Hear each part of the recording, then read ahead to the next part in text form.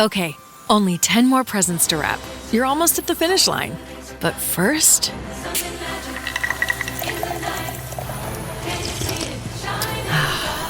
There, the last one. Enjoy a Coca-Cola for a pause that refreshes. This episode is brought to you by Netflix. So Netflix is basically Santa this year. 2 NFL games on Christmas Day, streaming live. At 1 p.m. Eastern, it's Cowboys, Commanders. Then at 4:30, you've got Lions, Vikings. Midwest football, playoff stakes, and probably some snow. Watching holiday football is a tradition the whole family can enjoy. Open some gifts, grab some food, settle in, and watch NFL Live on Netflix this Christmas Day.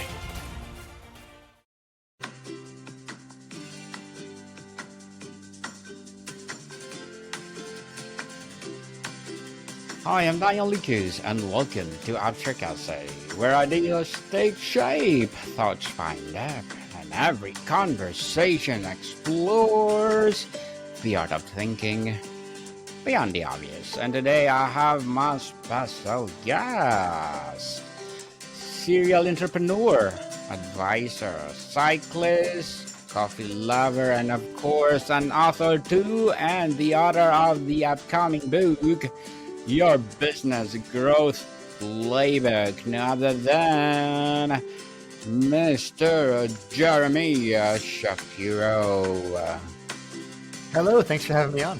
Welcome on Abstract Essay, Mr. Jeremy, and can you please introduce more about yourself that I miss? Sure. For about 30 years now, I've been working exclusively with business owners and entrepreneurs, helping them to grow and scale their businesses. It's something I've done myself as a serial entrepreneur and something I love helping others to do as well. Yes, and thank you so much for helping us, Mr. Jeremy. Thank you so much for sharing your knowledge and wisdom to the world. Today, let's talk about your business growth playbook. The title framed business growth as a playbook. What is the fundamental philosophy behind that? Is it growth more about executing a proven game plan than just a stroke of a genius or luck? I'm not going to discount little bits of luck that help all of us in business, but whatever we can do to get those odds more in our favor, the better. And one of the strategies I've found that's been valuable throughout my entire life is recognizing there are people who have been where I want to go before me, and they probably have something to share. So if there's a proven playbook or there are strategies or tactics that I can use in my life for business, and I know that those have worked for others, that's a shortcut that can get me where I want to go sooner. And so this playbook is a culmination of work with my clients over the past almost 30 years and in my own businesses on getting back to growth, because all of our businesses at some point hit predictable plateaus. And without knowing how to break through those and get back to growth, we often end up feeling stuck. And that can be really challenging as a business owner. What is the most common misconception business owners have about what it truly takes to grow, and how does your playbook correct that? So many business owners, especially our solopreneurs or smaller business owners, have gotten to where they are now by just hustling harder, right? But at some point, the hustle stops providing the growth because you're doing the same thing again and the returns become diminishing returns. So one of the challenges I see is that business owners keep trying to do the same thing over and over again, and they're not getting the growth that they saw that got them to where they are now. So when we understand that, we can flip it and look at what new strategies or tactics we can try out that's beyond hustle. That is really about making small changes in our business and looking for those incremental gains, because that's where we unlock the real growth. It's not about hustle. It's not about just more customers on the top of the funnel. There's a lot of basic fundamental things we can do that are the small hinges that swing the big doors. How is your playbook different from other business growth, Mr. Jeremy? Books on the market today, and what unique gap does it fill? Yeah, so there's a huge library of books out there that many of us have read, right? That are all about just sales and marketing, right? It's about casting a wider net and just bringing more customers in to the same funnel and the same process and the same flow you already have within your business. And yes, you can add new sales channels, and that is a way to grow your business, or put more resources into your existing sales channels, right? Those fill the top of your funnel. However, what I've found is that we often see the biggest growth when we work with an existing business that has sales channels and marketing channels that are working, but just not as effective as they want. So by making a number of small changes within the business, we can start doing more with what we already have. We can increase our customer lifetime value from our existing and new incoming customers, right? We can increase how often these customers are buying from us, how much they spend when they transact with us, and so much more. There's so much value we have within our business to share with our prospects and customers. This lets us tap into that to grow not just the top line revenue, but more importantly, to increase the profitability in our business as well.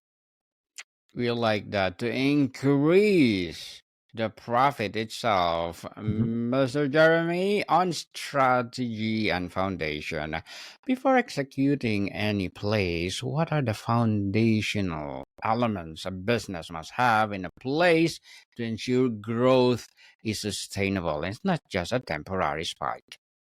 Yeah, so when I look at most businesses, right, you usually need one, two, or three of a few key, legs to a stool, you can think, right? One is you need to have something to sell, right? That's like your product, your service, etc., right?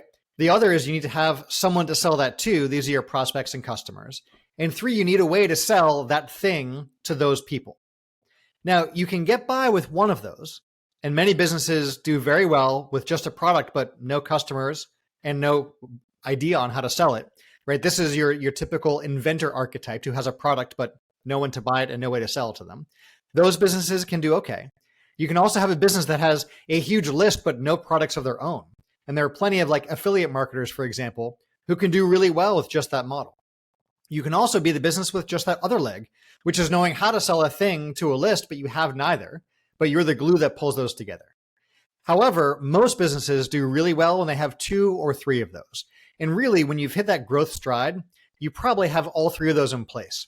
And when you're ready to apply these strategies to your business, you're already there. You have a thing to sell. You have a flow of prospects and customers coming into your business, and you figured out how to sell the thing you have to the prospects and customers you have. Now it's a matter of scaling that up. And that's really where this playbook comes into place. And Mr. Jeremy, how does your playbook help a business owner identify their single biggest leverage point, the one area where focused effort will yield the greatest growth return? Yeah, there's a strategy that I love using with businesses, looking at, really anywhere we have a process, right? And this comes down to, it's called the theory of constraints, or, TOC. And it's a process that lets us look at how well something is working within a business, because if we can't measure it, right, we can't improve it. So right early on in the book, I have a baseline assessment that lets you figure out where you are in your business right now. Once we know that, we know where to improve. And so when we apply this theory of constraints process to a business, we're able to find out where we should focus our attention first, because every business is different in this way, right? It's going to be one of a handful of areas, but for your business, it might be different than someone else's. Once we know that, we improve that one piece of the business until something else is the worst performing part. And then we put our attention there. This iterative process is what allows business owners to come back to the book again and again and again and apply it over and over and over again in their business when they're ready for that next strategy or the next tactic that now makes sense, or the next leaky part of their funnel that they now want to provide some attention to and fix up next. Interesting, Mr. Jeremy. For a solopreneur, a small business owner listening or watching right now, what is the first play they should run from the book to gain immediate momentum? Yeah, so when we talk about baseline, right, and knowing where to improve from, one of the metrics I'm always so surprised that business owners don't know in their business is what their customer lifetime value is, or CLV, right? If you don't know how much a customer is worth, you don't know how much you can spend to acquire them. If you don't know what a customer is worth over their lifetime, right, not just that first transaction, but over their lifetime, then you can't outspend your competition to bring on new customers. right? If you don't know what your customer lifetime value is worth, you don't know how to calculate your profitability, right? So all these things come back to understanding a baseline of what your customer lifetime value is, right? So once we get that baseline number in, which by the way, this is a very simple calculation anyone can do in their business right now, right? This is something your bookkeeper can help you out with, your CRM can help you out with, a Google Sheet can help you out with, right? These aren't hard things to calculate. Once we know that, now we know where we can improve. And we can look at, through the simple assessment, where the biggest constraint is, right? If you think about your customers flowing through a funnel or a tube in your business, and there's like, there's plaque in there like your arteries, and there's buildup at different spots. At some point, there's going to be the biggest constraint. If we can free that up a little bit, now we can start increasing the flow that comes through, increasing the revenue and profitability that comes through. And it's a really simple and iterative process that the book walks you through, because I know you have and I have read tons of business books that get you excited about the why and the what. But then they leave that how out of the book. And by designing a playbook with tactics first, it was my intention to make sure all of our readers are able to actually apply this and know exactly how to use each of the strategies in the book. The why and the how combined together on execution and implementation. A playbook is useless if it's not used. What is your advice for overcoming the overwhelm and actually implementing the strategy, especially for a time-strapped owner? Yeah, a lot of business owners, especially our solopreneurs and much smaller business owners, are overtapped in their time, right? They started a business, right, to have that freedom that comes with owning a business, only to find themselves working 60, 80-hour weeks and just hustling harder every day. If you spend all your time working in your business, that doesn't leave you any of the critical time to do this important work on the business. So as hard as it is to hear for some business owners, I find that time blocking is one of the best strategies to claiming back some of the time you need to work on the business. Just like you wouldn't miss showing up to a sales appointment, or you wouldn't miss a team meeting or anything like that on your calendar, you want to make sure you block time to do the work on your business and hold yourself just as accountable. It's all too easy to block that time in the calendar and then find yourself fighting the fires of the day. So oftentimes it makes sense to block that time to work on your business earlier in the day, right? When you're fresh, before you're checking email, checking with your team, looking at, client workloads and all, right? Block out that time, figure out what one or two clearly defined tasks you want to get done that will help you to grow the business and move the business forward. That's the important work you do on the business that is different than the day-to-day work you do in the business. And as you grow, the idea is that more and more of your time as the business owner is in that bucket of working on the business, and less of it is dependent on you working in the business. That's what lets you step away from the business for days to weeks to months at a time and come back to a business that's better than when you left it. And Mr. Jeremy, what is the role of leadership and company culture in executing a growth playbook effectively? How does the owner mindset need to evolve? The most successful business owners and entrepreneurs I've worked with have a team. They have a team who's able to execute on their ideas. I'll never forget, I was in a mastermind group meeting, and one of the other business owners there was one of these 8, 9-figure entrepreneurs who's got a few private jets, right? He has all the markings of large scale successful business owner. But here he was sitting at the same table with me, just as humble as anybody else in the room, looking to grow and learn, with his paper notepad out and pen in hand. Here's a guy who could have taught everyone else how to scale and grow, but he was there just the same as everyone else. But not only was he taking down notes, he was doing something different than most folks. On each of our breaks between presentations and between members sharing what was going on in their business, he would step out, hand the papers from his notebook off to somebody else, and then come back in with a fresh, clean notepad and a fresh mind to take in new ideas. He wasn't busy and stuck on the implementation of all the ideas.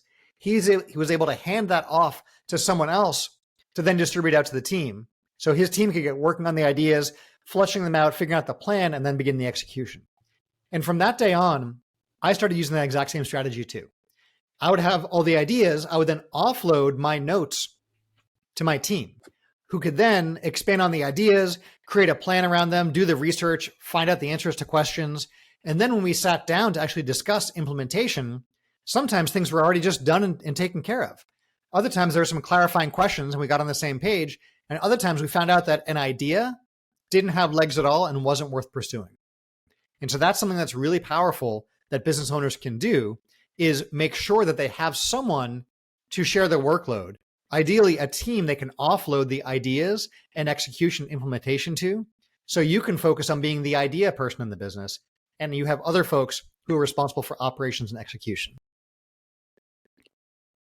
On marketing and sales plays, Mr. Jeremy, what is one marketing play in the book that consistently delivers results but is often overlooked by businesses?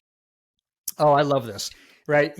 We like to say sometimes, what's old is new, right? Yeah. And if we look at just say payments, for example, you go back to the oldest kind of payments we ever had, bartering, right? And then we moved on to, you have gold and precious metals and coins, and now you have, cryptocurrency and everything in between, right? None of those older ways of transacting have ever really gone away. And the same is true in marketing. So I'll never forget a day I was sitting around a mastermind group that I was facilitating, and we had two business owners in the room, right? One had a brick and mortar retail store and one had an e-commerce website. Both business owners had successful businesses. They had customers, they moved product, they had, improving month over month numbers, right? But they were starting on that plateau and wanted to get back to that growth. Both businesses were successful by using different strategies. And here's what I love is the brick and mortar retail store owner was using direct mail in their business, right? Sending out physical postal mail. And this is something the e-commerce business owner had never really thought of doing because they were busy in email marketing and pay-per-click advertising, organic SEO, all those things you use to build an e-commerce business. And so the conversation that we facilitated was really this, what I call cross-pollination of ideas.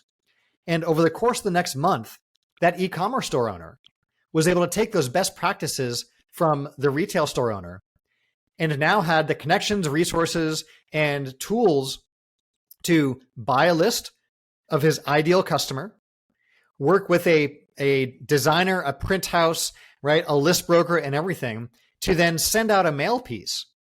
So now people who weren't searching for his products online, right, who weren't looking for his website, were getting direct mail and then going to the website and becoming first-time customers. These are people who never would have found this online business. And this owner was able to take that shortcut by using direct mail, a strategy that is so often ignored or looked over by businesses today. And yet you probably every single day get direct mail in your home. And you probably get similar direct mail pieces from certain marketers again and again and again. And if you pay attention to that, you'll realize that the businesses that continue to send direct mail over and over the months and years are only still doing that because it works. They're making money every time they send out mail. And just like your pay-per-click advertising, right? Just like your email marketing and so on, you can track your earnings and your ROI, your return on investment, back to mail. So it might be an old strategy, but it's often a really powerful way for businesses to reach untapped markets who otherwise never would have heard of them in the first place. Mr. Jeremy, on scaling a team, at what point does growth require the owner to shift from doing the work to managing the work? And how does the playbook guide the difficult transition? So solopreneurs start out doing everything on their own. Some business owners start with a team on day one, and that's great. But wherever you are, at some point for growth, you're going to want a team. Now, look, I know many successful seven-figure business owners where it's them and like one employee or one contractor virtual assistant, right? You can have a large and successful business with a small team. I also know folks who run teams of, 1 to 200 people and have really thin profit margins, a lot of overhead, stress, and headaches, right? So bigger isn't always better. So there's two things to consider. One is what size business do you want to have and what does that look like, right? Is there a certain profit margin you're looking for in the business Are you looking for a certain amount of cash flow coming out of the business to you as the owner of an income producing asset, right? When you figure out what that looks like and what the business should look like from a financial standpoint, now we look at what's involved in getting you to that point. Not every one of us should or needs to have a multi-billion-dollar company. In fact, you probably can sleep a lot easier at night with a much smaller, leaner business that's highly profitable. So figure out what size business you want and what you're looking to clear as the business owner in the business. Your next step is looking at all the things you're doing in your business. There's a lot of things you're doing that somebody else probably could or should be doing. And then we offload those tasks one by one to either employees, contractors, or vendors. All three of those can take workload off of your plate. So for many business owners, some of the earlier tasks to offload are things like your bookkeeping and accounting, right? Someone else can handle the accounts payable, accounts receivable, the invoicing, and all of that, right? Let someone else handle that within the business. Keep an eye on these things and manage it, but it shouldn't be you day to day. The other area I commonly see is things like customer service and customer support. I've seen many business owners jammed up, fielding phones and emails for their customers when really someone else can handle that, right? And that frees you up as a business owner. And so many businesses get back to growth simply by offloading tasks that take up your time as the business owner that someone else can and should be doing in your business. That's interesting, Mr. Jeremy. And what is the first key role a growing business should hire for, and why is it position so critical to unlocking the next level of growth? Yeah, this really is about buying back your time, right? Sometimes we look at where we're spending our time. And if you ever do a time audit, which I know sounds scary, but you simply just set your timer to go off, every 5-10 minutes. And when it does, you just jot down what you're doing, right? Were you on email? Were you on social media? Were you on a client call? Were you not working? Like whatever it is okay. There's no judgment. It's just a matter of tracking it, right? Then when we look at the kind of work that you're doing, we can figure out what needs to get offloaded, right? Every business is a little different, but there are certain categories of work that you want to have someone else take care of first for you. I know I got a bookkeeper and accountant when I was a teenager for one of my businesses then, and I've always had someone handling that side of the business for me since I started. Another really important role is, I remember one of my businesses, we started out and didn't have team members yet. We had just a business partnership.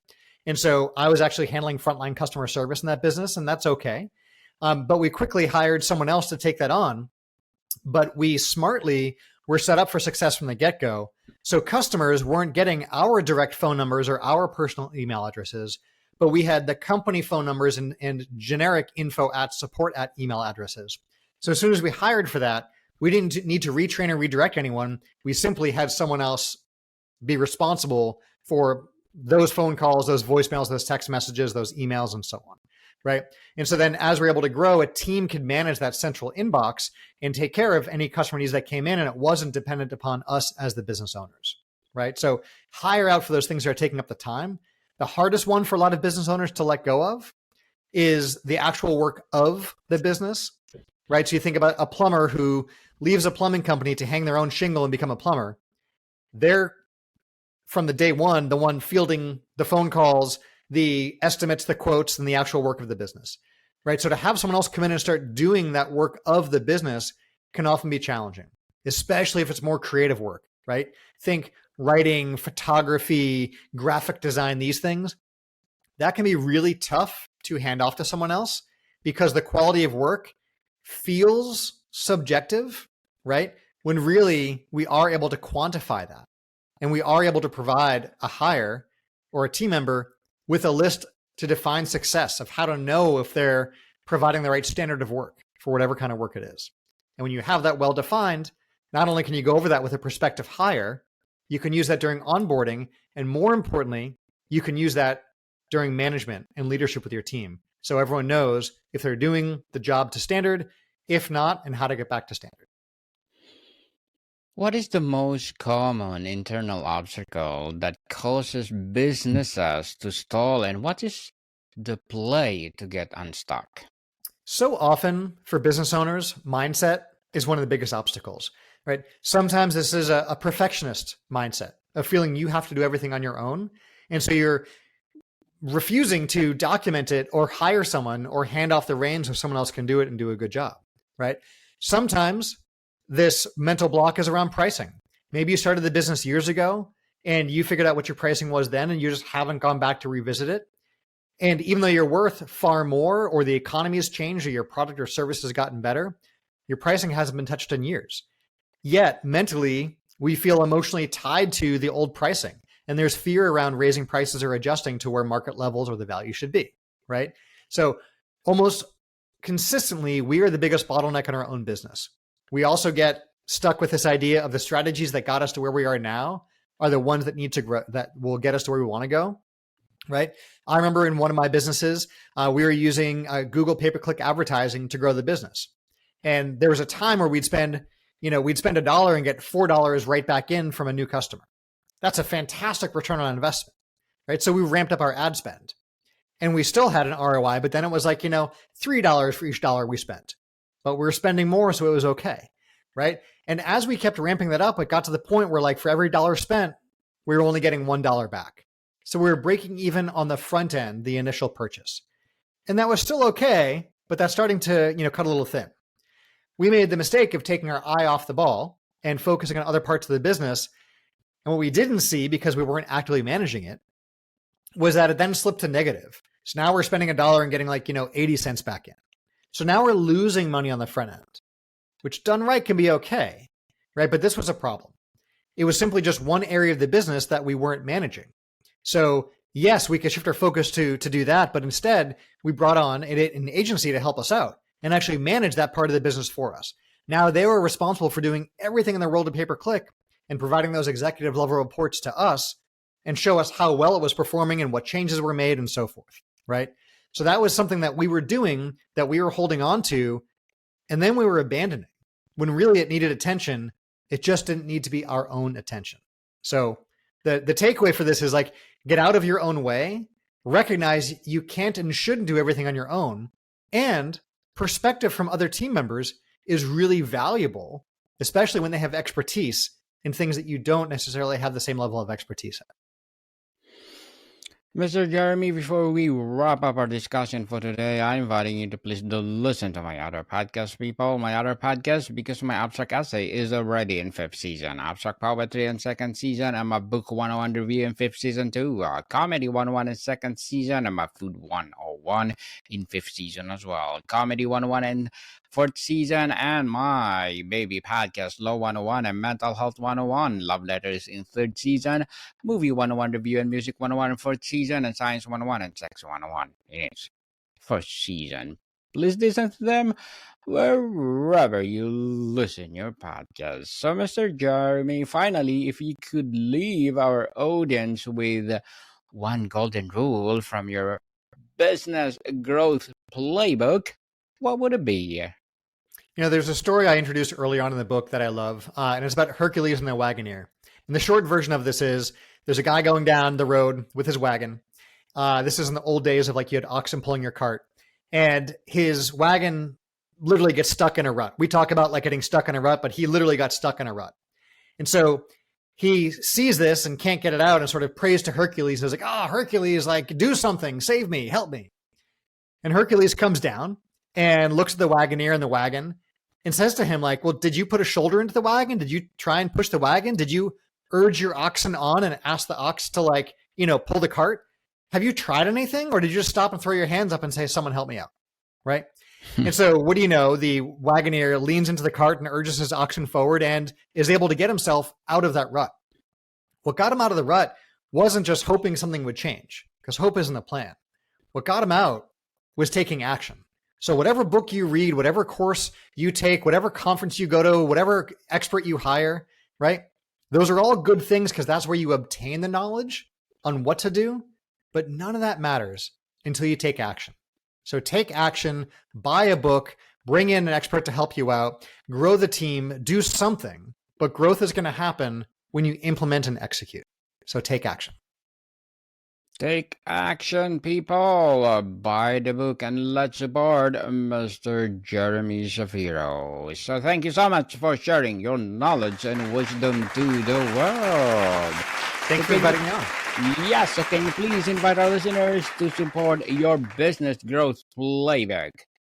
Yeah, if you head to yourbusinessgrowthplaybook.com, not only can you find out more about the book and order the book there, you can actually download the first part of the book as well as a number of great resources for free right there on the website. So you want to head to yourbusinessgrowthplaybook.com right now, and you can get the intro to the book and those resources right away. Yes, people, let's support Mr. Jeremy Shapiro, because if you support him, for sure, more and more empowering business growth playbook to come. So, Mr. Jeremy, thank you so much for your time. Thank you. More to come, people. See you soon.